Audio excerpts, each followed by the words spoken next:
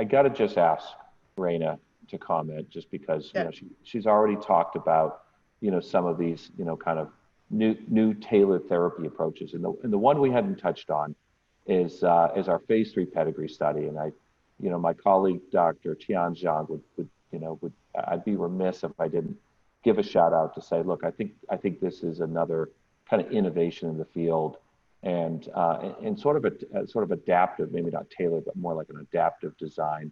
Raina, any thoughts on some of the that study and other studies that kind of give us an idea of like how we can begin to kind of navigate not just making one treatment decision up front, but begin to kind of maybe merge some of these strategies together?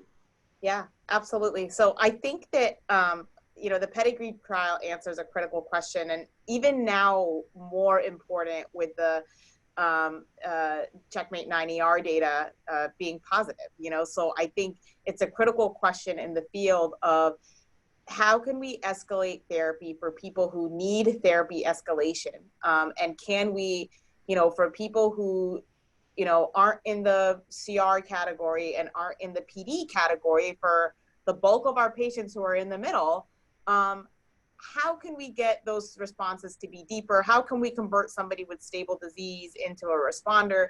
And that's basically the messaging behind pedigree. Patients start out with Nivo/Ipi as the backbone, and then depending on their response, if they fall into that middle category of non-CR, non-PD, they're randomized 1-to-1 to continuing the nivolumab or adding cabozantinib to nivolumab. So it's a critical trial answering a critical question in the field. I think there's other trials that are that have been reported out. The Titan trial reported at ESMO last year. The HTRN study led by Dr. Atkins, and our Omnivore trial also looking at answering the question of, does everybody need Nivo/Ipi up front? Does everybody, there's this, a third of patients have toxicity. Does everybody need it up front?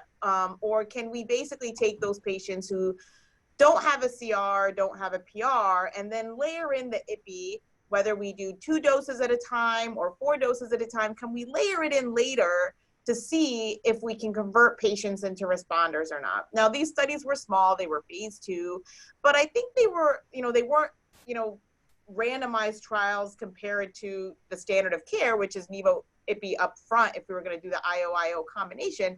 But I think they were really illustrative of the fact that the upfront Ipi is important. So all of these 3 studies in aggregate, the CR rate was quite low, less than 10%, ranging from 2 to 0%, some of the trials. And the conversion rate, the rate of converting somebody who's got stable disease into a responder, was about 10%.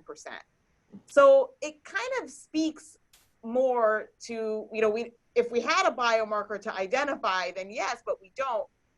I think that, it's sort of recommended against that approach without more data.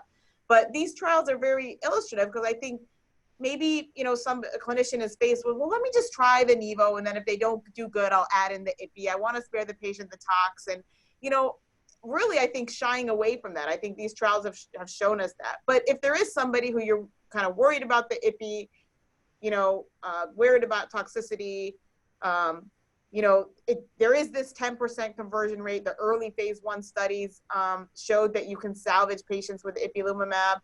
But I think it really can't be a recommended practice. Yeah, I think it's a great study, even though you might consider that a negative result. It's such an informative result, because there's such a temptation to do just what you said, and that is to say, well, let me start with one and add another. And we do it all the time in oncology, and yet we think, well, that won't matter, and yet here's a study showing that in fact it could matter a lot. So.